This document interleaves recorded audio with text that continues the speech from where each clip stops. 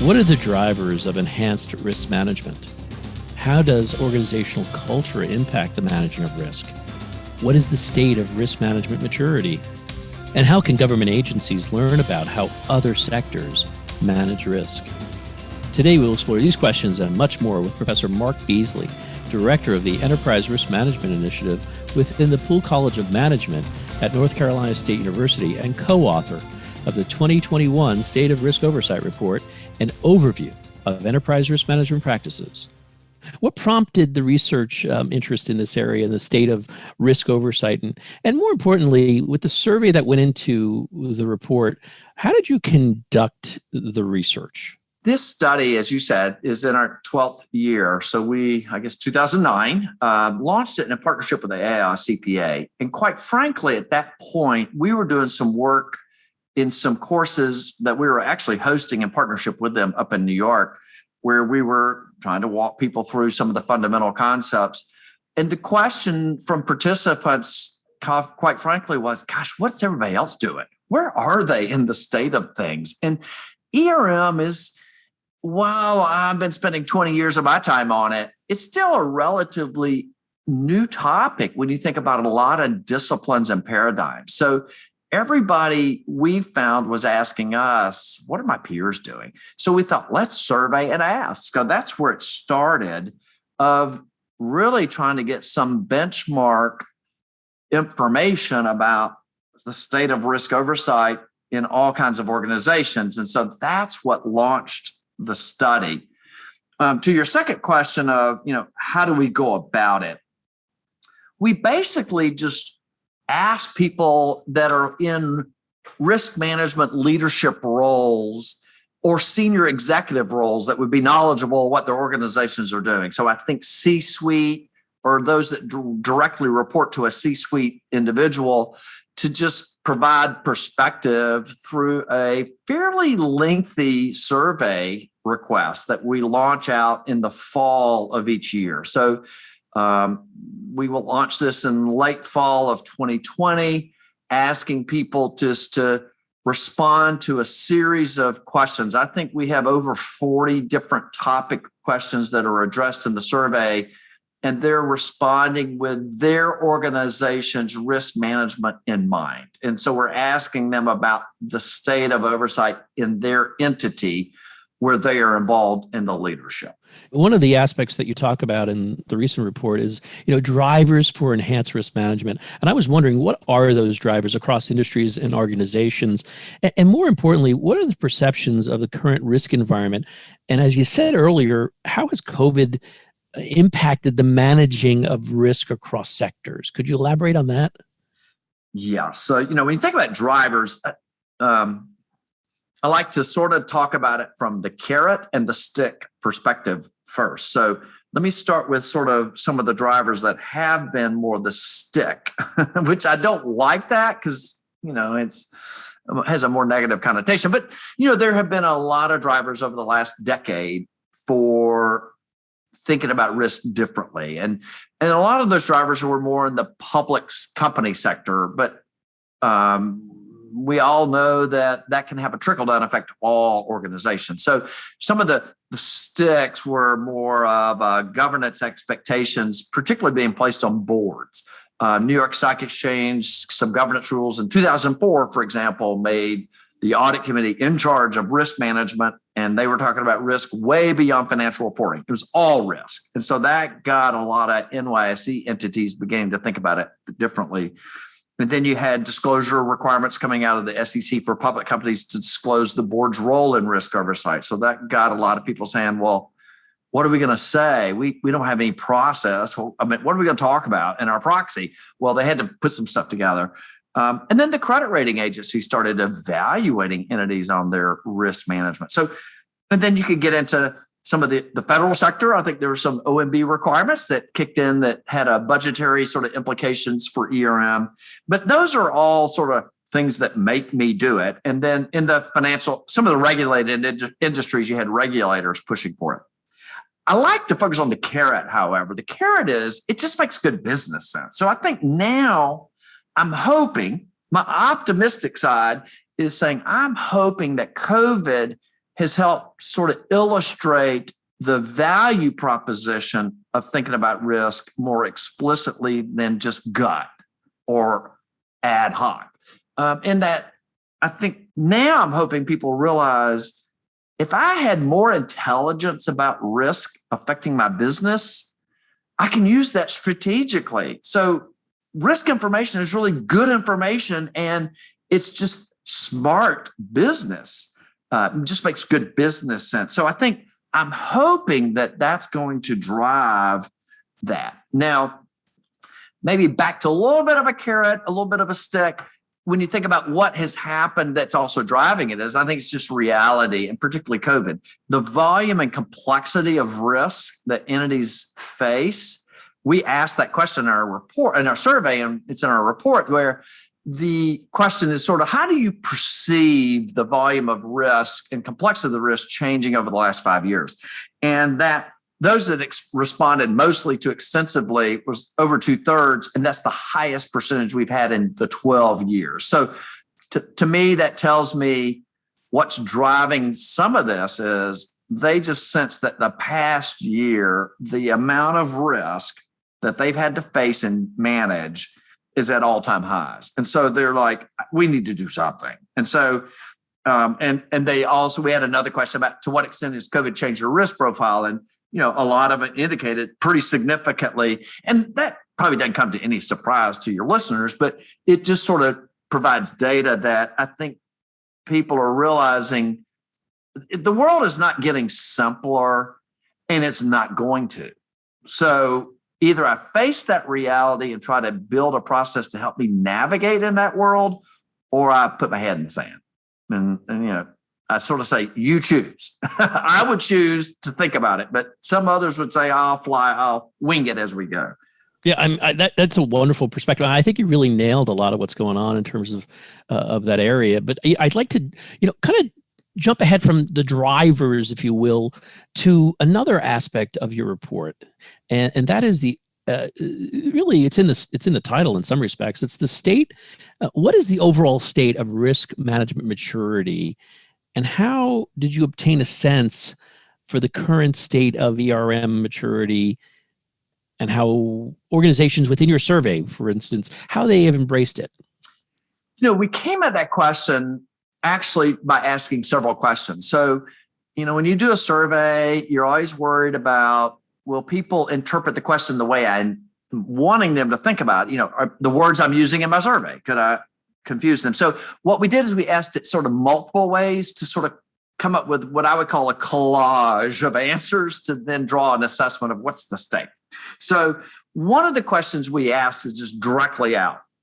How would you describe your risk management process? One of the options is that they could select, we have a complete enterprise-wide ERM kind of process. So 35% of our full survey provided that.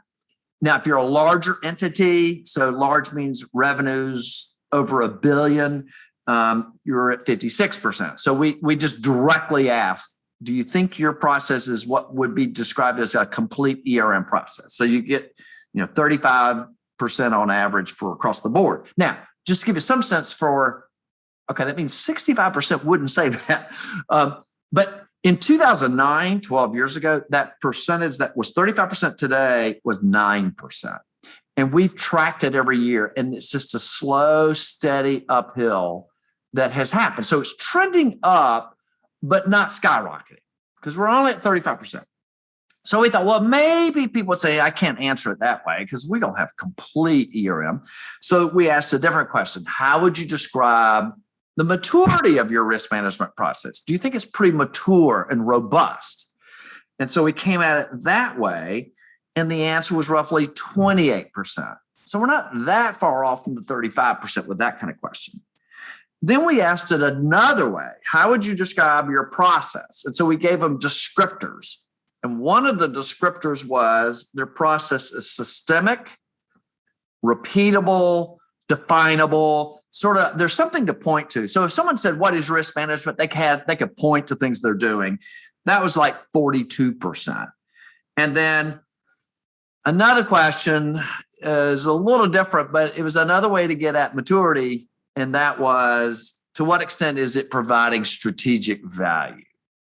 And that was unfortunately, and has been for a while now, pretty low, 12%. So when I look at all that, throw it all together into a basket, we're still, when you ask what's the overall current state, if you look across all kinds of organizations, I'm going to say it's improving, but we're only about a third to maybe just under a half of organizations would have what seems to be a pretty robust, definable, mature kind of process of thinking about risk.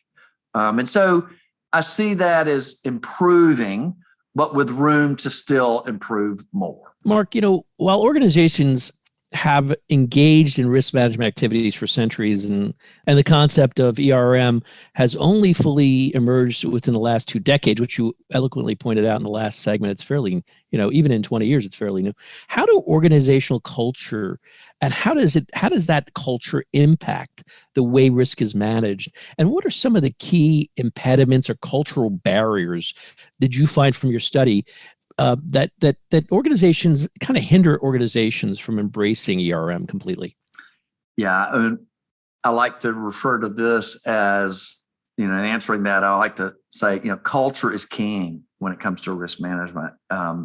It is everything. And in fact, when we sort of work with organizations and try to help them understand sort of how to go about ERM, we have a graphic where we have culture and leadership as the foundation of the entire process. So if this is flawed, don't even start. I mean, it's not even worth trying to do anything if you don't have the leadership and the tone at the top. So when I think about, culture, it has everything to do with effective risk management, in that if the leadership at the top, but then the mindset across the organization among the workforce, if they don't see risk management as important, valuable, and strategic, then they're going to see it more as non-value adding. It's just a task that I got to do. I got to check the box, and I've got to get this off my plate and move on to something else. So it is a very important thing to think about. And we always encourage a chief risk officer or someone leading this process we encourage them to go back to the organization and really ponder how would they assess their organization's culture, and really think about what are the barriers, because there are barriers. Because we're all organizations are run by people, and people have different views on everything, and they have a different view on risk management. So I think it's healthy to say, okay, I probably have some barriers. What do I think they are? So the common ones are people are busy. And so they see ERM, particularly if you're introducing this enterprise risk management thing, they see, oh, here comes another initiative and I am already too busy. This is a competing priority, which they see it as something over separate and distinct from what is important to their day job. They just have to crunch through and get it done to get you sort of out of their way. And so they see it as a competing priority for their time and energy. And so part of how do I get around that barrier is to say, wait a minute, let me help educate them on how to think about that. And that, I would say, it's not a competing priority, it's a complementary priority, in that risk management should help you be more successful in that day job, in that it's going to help you think about what are the issues that could emerge that are going to make your day job harder. Wouldn't you like to know those before they happen versus being blindsided? So it's not a competing priority, it's a complementary priority. So that's one barrier that is a way to overcome that. Another one that's very common, and it shows up in our data in the study, is there's a lack of perceived value.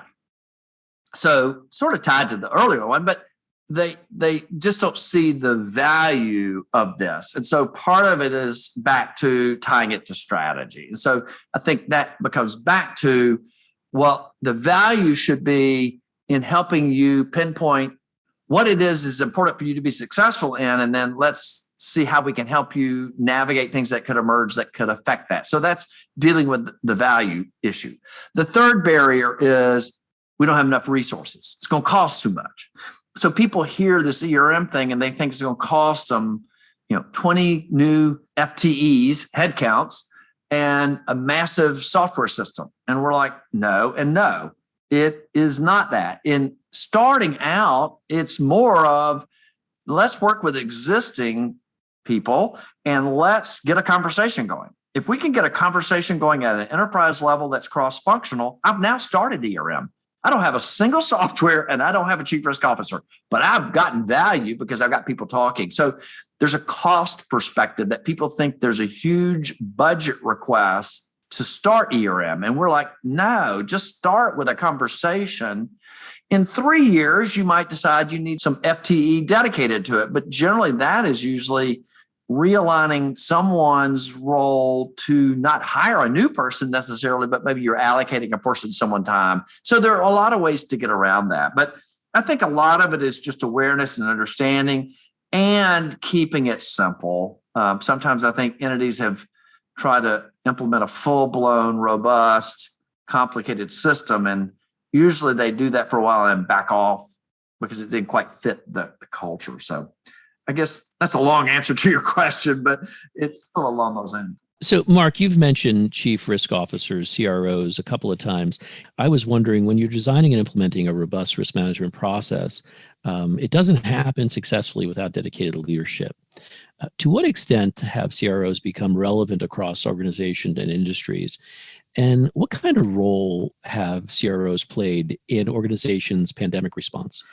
So the first part of your question, the trending of entities appointing a person to be the chief risk officer, and I want to highlight that term is being used a lot. Now, a lot of times they'll use a different term. So it might be senior VP of risk management, executive VP, so you see different terminology. And when we ask this question, we say chief risk officer or senior executive equivalent with risk management responsibility like that. So we're definitely seeing it trending up. So the current survey, we overall across the entire full sample was 47% of our respondents say they have identified someone in that role. And that's compared to 18% 12 years ago. So we're definitely seeing that trending up.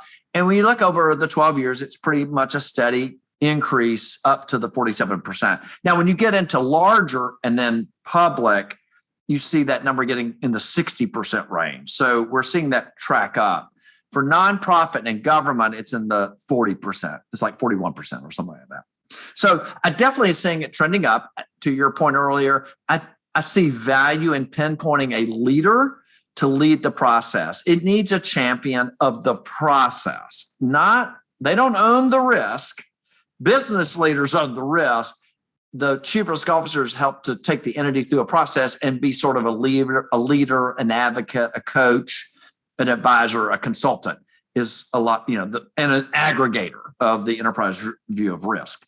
From, again, our advisory board, but others, they being the chief risk officer or equivalent, had a front and center seat at the leadership team discussions as entities were navigating the pandemic crisis, because those that had a chief risk officer position likely already had some kind of risk management infrastructure where risk reporting was occurring, risks were getting escalated through that process. In a lot of cases, some kind of vetting at the top. And so naturally, that group already exists. Let's pull them together. And so I think they were very engaged in that process, but along with everybody else at the C-suite level, because it had a enterprise effect to the organization. So I think they were there to help sort of lead the risk process. And in some cases were involved in even leading, the regular, in some early part of, the COVID experience, we were hearing, executive teams coming together 2 and 3 times a day on conference calls. And then that may have gone to daily, once a day, spreading out to once a week over time. It's sort of spaced out a little bit, but a lot of people even leading those efforts. So I think it just put them in a pretty good spot. Mark, the report we started our conversation, it does offer a call to action, as one of its chapters. And I was wondering, I'd like to transition to that. And what recommendations or specific calls to actions have been drawn from this research? We sort of ended the report with a series of these calls. And when you think about it, they're just a series of questions to get people thinking. We're really saying, let's think about first, what's the current approach to how your organization manages risk? Just what does that look like?